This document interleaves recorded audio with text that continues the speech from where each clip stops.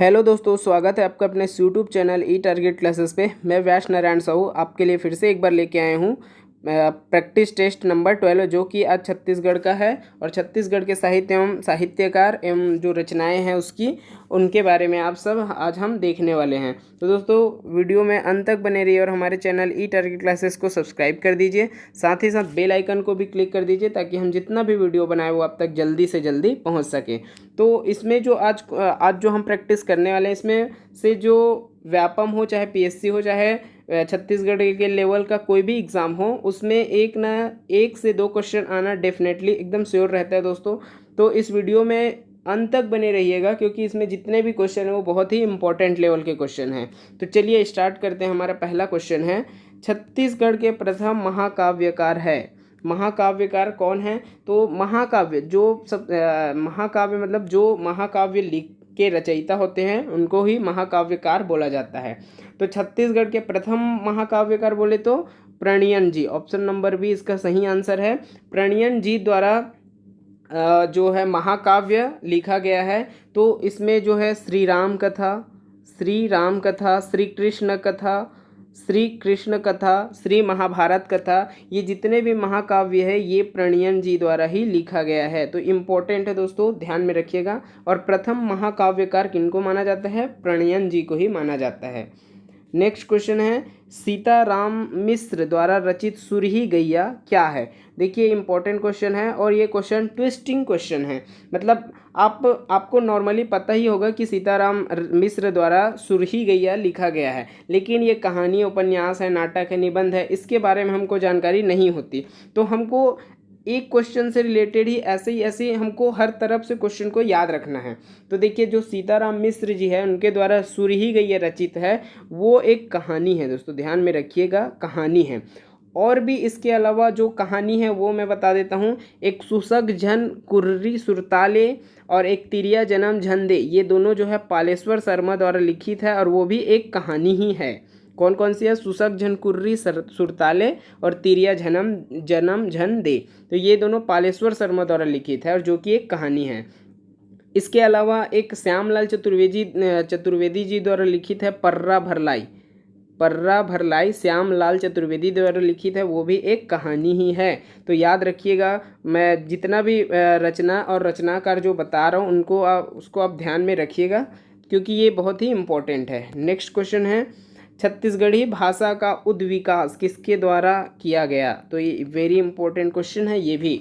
तो नरेंद्र देव वर्मा, इसका जो सही आंसर हो जाएगा हमारा नरेंद्र देव वर्मा को ही छत्तीसगढ़ी भाषा का उद्विकास उन्होंने मतलब छत्तीसगढ़ी भाषा का उद्विकास किया है। वो भी कब किए? 1979 में। ये भी ध्यान में रखिए, डेट के साथ आप याद रखिए, 1979 हो जाएगा। नेक्स्ट क्वेश्चन है, राम राज्य जो कि एक नाटक है, इनके रचयिता कौन है? राम राज्य जो कि एक नाटक है, उसके रचयिता कौन है? तो इसके जो रचयिता है वो मलिक राम त्रिवेदी है। इंपॉर्टेंट क्वेश्चन है। मलिक राम त्रिवेदी जो है इनके मतलब रचयिता है। इसके अलावा हम देखते हैं जो कपिलनाथ कश्यप द्वारा राम कथा लिखा गया है। राम कथा कपिलनाथ कश्यप द्वारा। हरिहर वैष्णव देख लेते हैं। हरिहर वैष्णव द्वारा लक्ष्मी जागर भी बोलते हैं या लक्ष्मी जगार भी बोलते हैं। और एक धनकुल, ये सब जो है हरिहर वैष्णव जी द्वारा लिखा गया है। और प्रणयन जी तो मैं पहले ही बता दिया था, प्रणयन जी द्वारा महाकाव्यकार है। तो श्री राम कथा, श्री कृष्ण कथा, ये सब लिखा गया है। तो राम राज्य जो कि एक नाटक है, इसके जो रचयिता कौन है? मलिक राम त्रिवेदी। नेक्स्ट क्वेश्चन है, निम्नलिखित में को सुमेलित कीजिए। तो एक साइड दिया है रचना, दूसरे साइड दिया है उनके कवि। तो कौन सी रचना कौन से कवि द्वारा संबंधित है उससे, तो वो देखते हैं। सबसे पहले देखते हैं सोनहा बिहान। तो सोनहा बिहान जो है नरेंद्र देव वर्मा द्वारा लिखा गया है। सोनहा बिहान नरेंद्र देव वर्मा। दूसरा देखते हैं राम कथा। तो राम कथा अभी हमने देखे कपिलनाथ कश्यप। राम कथा जो है कपिलनाथ कश्यप। आरुख फूल परदेसी राम वर्मा द्वारा लिखित है। ये तीसरे नंबर का आएगा, ये दूसरे नंबर का और ये पहले नंबर का। और जो सुरता के चंदन है वो हरि ठाकुर द्वारा, मतलब चौथे नंबर का। तो हमारा इसमें से आंसर कौन सा हो जाएगा? देखिए, एक का हमारा हो जाएगा, कौन सा हो जाएगा? सोनहा बिहान जो है नरेंद्र देव वर्मा द्वारा। तो एक का हमारा बी हो जाएगा, 1 का बी। देखिए बी में इसमें भी है, इसमें भी है, इसमें भी है, 1 में बी। दूसरा देखते हैं राम कथा। राम कथा जो है किसके द्वारा? कपिलनाथ कश्यप द्वारा, मतलब 2 का डी होना चाहिए, 2 का डी ओनली इसमें है। तो हमारा जो आंसर हो जाएगा कौन सा हो जाएगा? सी वाला ऑप्शन हमारा सही आंसर हो जाएगा। देखिए 2 चीज़ को आप मैच कर लीजिए, बाकी ऑटोमेटिक आपका निकल जाता है। तो ये हमारा सही आंसर है। नेक्स्ट हो जाएगा छत्तीसगढ़ी रामायण किसके द्वारा रचना की गई? छत्तीसगढ़ी रामायण, देखिए लिखने के का भी ढंग है छत्तीसगढ़ रामायण। तो छत्तीसगढ़ रामायण जो है हेमनाथ यदु द्वारा लिखा गया है। इंपॉर्टेंट क्वेश्चन है, हेमनाथ यदु द्वारा। इसी में इसके अलावा मैं और भी चीज़ बता देता हूँ। देखिए ये छत्तीसगढ़ रामायण है और हम देखते हैं अब छत्तीसगढ़ी रामायण, मतलब छत्तीसगढ़ी रामायण। रामायण देखिए लिखने का फ़र्क है, ये रामायण है और ये रामायण है। तो छत्तीसगढ़ी रामायण जो है सुंदरलाल शर्मा द्वारा लिखित है। किसके द्वारा? सुंदरलाल शर्मा द्वारा। ध्यान में रखिएगा, सुंदरलाल शर्मा द्वारा। उसके बाद देखते हैं हरि ठाकुर। हरि ठाकुर द्वारा क्या लिखा गया है? लोहे की नगर। लोहे की नगर जो है हरि ठाकुर द्वारा लिखा गया है। और देख लेते हैं मलिक राम त्रिवेदी। तो मलिक राम त्रिवेदी अभी हमने देखा है राम राज्य जो कि एक नाटक है, वो मलिक राम त्रिवेदी द्वारा। लेकिन यहाँ पर के हिसाब से हमारा आंसर जो है हेमनाथ यदु आ जाएगा। नेक्स्ट है हमारा निम्नलिखित में से लखनलाल गुप्त द्वारा लिखित आत्मकथा है। तो देखिए आत्मकथा, तो लखनलाल गुप्त द्वारा जो लिखित है उसमें से आत्मकथा कौन सा है? तो इसका जो सही आंसर हो जाएगा हमारा सुरता के सोनकिरण। सुरता के सोनकिरण जो है लखनलाल गुप्त द्वारा लिखित है और ये एक आत्मकथा है। ध्यान में रखिए, आत्मकथा बहुत इंपॉर्टेंट क्वेश्चन है दोस्तों। नेक्स्ट क्वेश्चन है हमारा निम्न में से कौन सा गोपाल मिश्र द्वारा रचित रचना नहीं है? देखिए ये निगेटिव क्वेश्चन है। तो गोपाल मिश्र द्वारा रचित रचना नहीं है, जो कौन सी ऐसी रचना है जो रचित नहीं है? तो सबसे पहले देखते हैं जैमिनी अश्वमेघ। तो जैमिनी अश्वमेघ है हमारा। उसके बाद देखते हैं सुदामा चरित्र। तो सुदामा चरित्र भी गोपाल मिश्र द्वारा रचित है। तीसरा है रतनपुर महात्म्य। तो रतनपुर महात्म्य भी लिखी गई है किनके द्वारा? गोपाल मिश्र द्वारा। लेकिन रतनपुर का इतिहास ये नहीं लिखा गया है। तो हमारा जो सही आंसर हो जाएगा रतनपुर का इतिहास। और दोस्तों मैं आपसे एक वो चाहता हूँ कि आप इस रतनपुर का जो इतिहास, इसके रचयिता कौन है, आप हमको कमेंट बॉक्स में कमेंट करके ही बताइएगा। रतनपुर के इतिहास के जो रचयिता है वो कौन है, आप हमको कमेंट में बताइएगा। नेक्स्ट क्वेश्चन है निम्न में से कौन सा बाबू रेवाराम द्वारा रचित रचना नहीं है? देखिए ये भी फिर से निगेटिव क्वेश्चन है। तो इसका जो सही आंसर हमारा क्या हो सकता है, देख लेते हैं। बाबू रेवाराम द्वारा, तो विक्रम विलास बाबू रेवाराम द्वारा रचित है, ठीक है। ये है हिंदी में लिखा गया है, हिंदी में, ध्यान में रखिए इस चीज़ को भी, हिंदी में। दूसरा है देखते हैं गीता माधव या रामाश्वमेघ। रामाश्वमेघ भी लिखा गया, ये भी हिंदी में ही लिखा गया है। तीसरा है गीता माधव। गीता माधव जो है संस्कृत में लिखा गया है और ये भी बाबू रेवाराम द्वारा ही रचित है। लेकिन जो राम वनवास है, राम वनवास जो है श्यामलाल चतुर्वेदी द्वारा लिखा गया है, श्यामलाल चतुर्वेदी द्वारा। तो हमारा जो सही आंसर कौन सा हो जाएगा? राम वनवास। नेक्स्ट है अहिमन रानी की गाथा कौन सी गाथा विधि पर आधारित है? तो अहिमन रानी जो है, अब हम देखते हैं अहिमन रानी में जो कि एक प्रेम गाथा और वीर गाथा दोनों काव्य, जो काव्य का सृजन होता है ये होता है अहिमन रानी में। इनके अलावा केवला रानी, रेखा रानी, ये जितने भी है वो सब भी प्रेम गाथा और वीर गाथा से ही संबंधित है। लेकिन हमारा जो यहाँ पर एक्चुअल आंसर हो जाएगा वो कौन सा हो जाएगा? प्रेम गाथा। इसके अलावा फूलबासन जो होता है, फूलबासन की जो कथा है वो लक्ष्मण और सीता के बीच की कहानी है, वो मतलब संवाद है उनका। तो फूलबासन जो है वो एक धार्मिक गाथा में आता है, धार्मिक गाथा में। तो ये कौन सा हो जाएगा हमारा? प्रेम गाथा। इसका जो सही आंसर है हमारा प्रेम गाथा हो जाएगा। नेक्स्ट क्वेश्चन है हमारा निम्न में से निम्नलिखित को सुमेलित कीजिए या सुमेलित कीजिए। एक साइड दिया है गीत या कविता, दूसरा साइड दिया है कवि। तो सबसे पहले देखते हैं गवई के गीत। तो गवई के गीत किनके द्वारा लिखा गया है? विमल कुमार पाठक द्वारा। एक का बी हो जाएगा, एक का बी देखिए, इसमें भी है, इसमें भी, इसमें भी है। दूसरा देखते हैं सुराज गीत। तो सुराज गीत को है कौन है? द्वारका प्रसाद तिवारी द्वारा लिखा गया है। सुराज गीत द्वारका प्रसाद तिवारी। तो हमारा 2 का ए होना चाहिए, 2 का ए किसमें है? इसमें है। तो हमारा जो सही आंसर कौन सा हो जाएगा दोस्तों? डायरेक्ट हम बता सकते हैं डी वाला ऑप्शन हमारा सही आंसर है। इसका मतलब अरपा पैरी के धार जो है किनके द्वारा लिखित है? वो नरेंद्र देव वर्मा द्वारा। और 82 के नागर गीत किनके द्वारा? कुंज बिहारी द्वारा लिखा गया है। वेरी वेरी इंपॉर्टेंट है, आप हमेशा हर रचना और रचयिता को याद ही रखिएगा। नेक्स्ट क्वेश्चन है, हॉलैंड की स्वाधीनता का इतिहास किसने लिखा? तो हॉलैंड की स्वाधीनता का जो इतिहास है वो किसके द्वारा रचित है? बैरिस्टर छेदीलाल द्वारा। ध्यान में रखिएगा दोस्तों, बैरिस्टर छेदीलाल द्वारा क्या लिखा गया है? जो है हॉलैंड की स्वाधीनता। दूसरा देखते हैं प्यारेलाल गुप्त या रविशंकर शुक्ल का देख लेते हैं। तो रविशंकर शुक्ल द्वारा क्या लिखा गया है? आयरलैंड का इतिहास। आयरलैंड का इतिहास जो है रविशंकर शुक्ल जी द्वारा लिखा गया है। ठाकुर प्यारेलाल गुप्त द्वारा क्या लिखा गया? फ्रांस राज्य की क्रांति। मतलब ये फ्रांस राज्य की क्रांति जो है ठाकुर प्यारेलाल द्वारा लिखी गई है। और केदारनाथ ठाकुर द्वारा बस्तर का खूनी इतिहास। बस्तर का खूनी इतिहास जो है केदारनाथ ठाकुर द्वारा लिखा गया है। तो हॉलैंड की स्वाधीनता के लिए हमारा जो सही आंसर है बैरिस्टर छेदीलाल। नेक्स्ट क्वेश्चन है, श्यामलाल चतुर्वेदी जी को किस वर्ष पद्मश्री सम्मान से प्रदान किया गया था?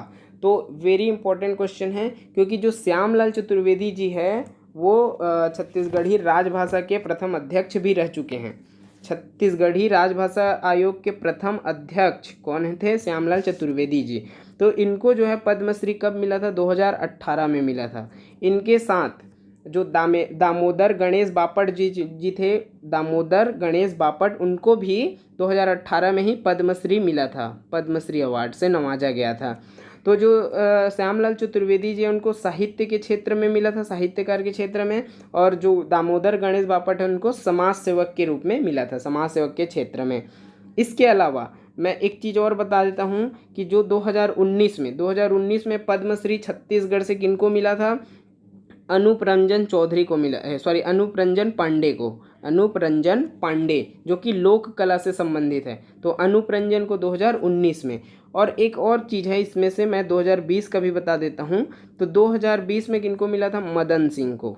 मदन सिंह को क्या मिला था? मदन सिंह चौहान को पद्मश्री अवार्ड से नवाजा गया था, इनको कला के क्षेत्र में। तो ध्यान में रखिए, ये हमारे जो है करंट अफेयर्स से भी रिलेटेड क्वेश्चन है। तो मदन सिंह चौहान 2020 में पद्मश्री से सम्मानित किया गया कला के क्षेत्र में। नेक्स्ट क्वेश्चन है, प्रयोगवाद का जनक किसे कहा जाता है? तो प्रयोगवाद के जनक कौन है? इसका जो सही आंसर हो जाएगा गजानन माधव मुक्ति बोध। गजानन माधव मुक्ति बोध को ही छत्तीसगढ़ का नीलकंठ भी बोला जाता है, सीजी के नीलकंठ। नीलकंठ। दूसरा चीज, छत्तीसगढ़ के अंतर्मन कवि भी इन्हीं को बोला जाता है।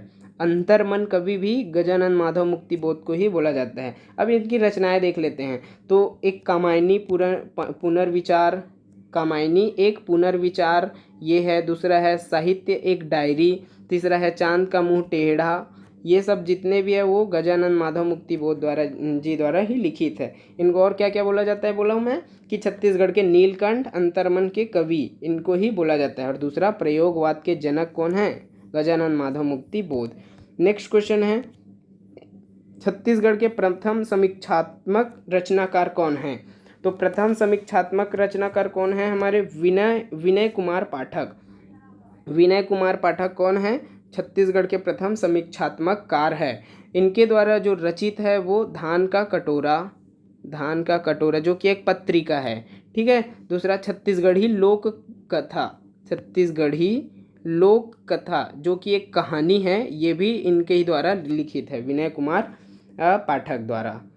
नेक्स्ट क्वेश्चन देखते हैं दोस्तों, निम्नलिखित में से सुंदरलाल शर्मा जी की रचना है। तो सुंदरलाल शर्मा जी की रचनाएं कौन कौन सी है देखते हैं। प्रहलाद चरित्र है, सुंदरलाल शर्मा जी द्वारा लिखित है। लेकिन जो छत्तीसगढ़ी परिदर्शन है वो पालेश्वर शर्मा है, ये मतलब इसका आंसर नहीं है। तो प्रहलाद चरित्र और दूसरा दुलरवा, ये दोनों जो है और स, प्रहलाद चरित्र और दुलरवा, ये दोनों पंडित सुंदरलाल शर्मा जी द्वारा रचित हैं। तो हमारा जो इसमें सही आंसर हो जाएगा अ एवं स, मतलब सी वाला ऑप्शन हमारा सही हो जाएगा। नेक्स्ट क्वेश्चन है छत्तीसगढ़ के विनय कुमार शुक्ल, ये एक्चुअल में विनोद कुमार शुक्ल है, विनोद लिख लीजिएगा आप, विनोद कुमार शुक्ल, विनोद कुमार शुक्ल द्वारा रचित कृति कौन सी नहीं है बोला। देखिए निगेटिव क्वेश्चन है फिर से, तो इसका जो सही आंसर है वो क्या हो जाएगा, चलो मैं बता देता हूँ कि विनोद कुमार शुक्ल द्वारा क्या क्या रचनाएं की गई। तो वह आदमी चला गया, ये है हमारे पास, वह आदमी चले गया। दूसरा दीवार में एक खिड़की, ये भी है हमारा। तीसरा नौकर की कमीज, ये भी है विनोद कुमार पाठक द्वारा ही लिखा गया है। लेकिन नवा बिहान, जो नवा बिहान है वो इनके द्वारा लिखा नहीं गया है। दूसरा चीज़ इसमें पॉइंट बता देता हूँ कि जो विनोद कुमार शुक्ल जी है वो छत्तीसगढ़ के प्रथम सुंदरलाल शर्मा पुरस्कार प्राप्त करता है। सन 2000 में सबसे पहले जो सुंदरलाल शर्मा अवार्ड है वो विनोद कुमार शुक्ल जी को ही मिला था। इम्पोर्टेंट क्वेश्चन है, पूछा ही जाता है, तो ध्यान में रखिए इस चीज़ को। नेक्स्ट है सुसक झन कुर्री सुरताले। तो ये क्वेश्चन हम सबसे पहले वाले क्वेश्चन में ही देख चुके हैं, लेकिन अब देख लेते हैं कि सुसक झन कुर्री सुरताले, इसमें क्या बोला है कि ये पालेश्वर शर्मा द्वारा लिखित है, शर्मा द्वारा रचित है। लेकिन ये क्या है, एक कहानी, उपन्यास, नाटक, निबंध, क्या है, तो ये एक कहानी है। क्या है, सुसक झन कुर्री सुरताले एक कहानी है दोस्तों, ध्यान में रखिएगा। नेक्स्ट है, फिर से आ गया हमारा, सुमेलित कीजिए, एक साइड रचना दूसरे साइड कवि। तो देखते हैं करम छड़ा। तो जो करम छड़ा है वो खूबचंद बघेल द्वारा लिखा गया है, मतलब ये हमारा पहला हो जाएगा। दूसरा कुल के मर्जाद, जो कुल के मर्जाद है वो केयूर भूषण द्वारा लिखा गया है, तो केयूर भूषण ये दूसरा हो जाएगा। श्यामा स्वप्न ये 1880 में लिखा गया था, 1880 में, ध्यान में रखिए, श्यामा स्वप्न, तो ये जगमोहन ठाकुर द्वारा लिखित है। और छेरछेरा, ये तो आया हुआ क्वेश्चन है दोस्तों, छेरछेरा कृष्ण कुमार शर्मा द्वारा लिखित है। तो देखते हैं इसमें से आंसर कौन सा हो जाएगा हमारा। करम छड़ा जो है खूबचंद बघेल, मतलब एक पहले का हमारा बी आएगा, फर्स्ट का बी सब में दिया हुआ है। दूसरा देखते हैं कुल के मर्जाद केयूर भूषण, मतलब 2 का सी, 2 का सी किस में है, 2 का सी ओनली बी वाले ऑप्शन में, तो हमारा जो सही आंसर हो जाएगा बी ऑप्शन, बी वाला।